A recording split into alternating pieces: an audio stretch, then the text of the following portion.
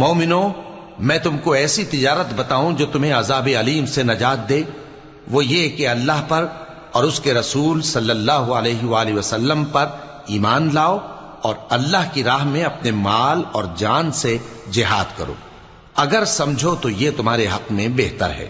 وہ تمہارے گناہ بخش دے گا اور تم کو جنت کے باغوں میں جن کے نیچے نہریں بہ رہی ہیں اور پاکیزہ مکانات میں جو ہمیشہ کی بہشت میں ہیں داخل کرے گا۔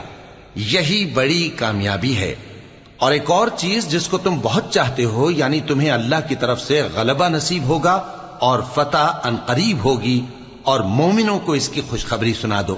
مومنوں، اللہ کے مددگار ہو جاؤ، جیسے عیسیٰ ابن مریم نے حواریوں سے کہا تھا کہ بھلا کون ہے جو اللہ کی طرف بلانے میں میرے مددگار ہوں؟ حواریوں نے کہا کہ ہم اللہ کے مددگار ہیں۔